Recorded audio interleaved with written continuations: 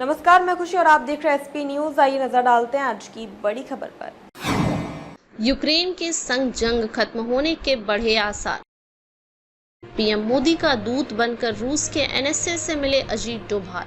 डोभाल की रूस यात्रा प्रधानमंत्री मोदी द्वारा यूक्रेन की हाई प्रोफाइल यात्रा के 2.5 सप्ताह बाद हुई है।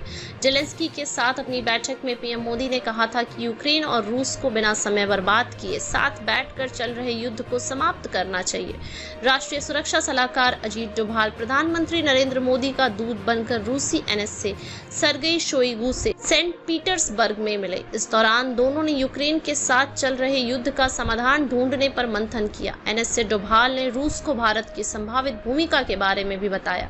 बुधवार शाम को डोभाल शोइगु की बैठक में ब्रिक्स, ब्राजील, रूस, भारत, चीन, दक्षिण अफ्रीका देशों के राष्ट्रीय सुरक्षा सलाहकारों के सम्मेलन के दौरान हुई।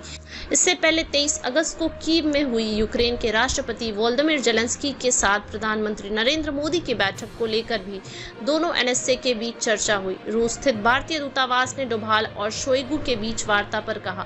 दोनों पक्षों ने द्विपक्षीय सहयोग में प्रगति की समीक्षा की और पारस्परिक हितों के महत्वपूर्ण मुद्दों पर चर्चा की।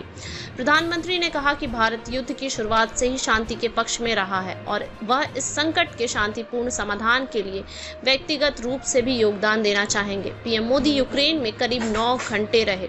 1991 में स्वतंत्रता के बाद से किसी भारतीय प्रधानमंत्री की यह पहली यात्रा थी। पिछले कुछ दिनों में रूस और यूक्रेन के बीच शांति वार्ता को आगे बढ़ाने में भारत की संभावित भूमिका की मांग की गई है।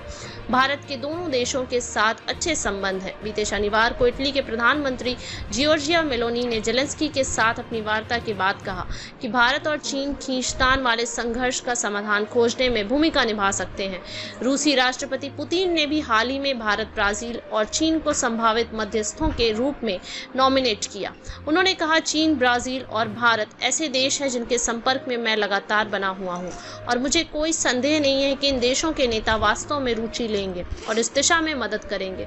पुतिन ने यह बात तब कही जब उनसे पूछा गया था कि रूस और यूक्रेन के बीच मध्यस्थ के रूप में कौन देश कार्य कर सकते हैं। खबरों में अब तक के लिए बस इतना ही। फिर होगी आपसे मुलाकात ऐसी एक और बड़ी खबर के साथ। अब तक के लिए नमस्कार और देखते रहिए एसपी न्यूज। ऐसे लेटेस्ट अपडेट्स के लिए हमारे चैनल को सब्सक्राइब करें और तुरंत नोटिफिकेशन पाने के लिए बेल आइकन प्रेस करना ना भूलें। यदि आप हमें फेसबुक के माध्यम से देख रहे हैं तो हमारे पेज को फॉलो जरूर करें। धन्यवाद।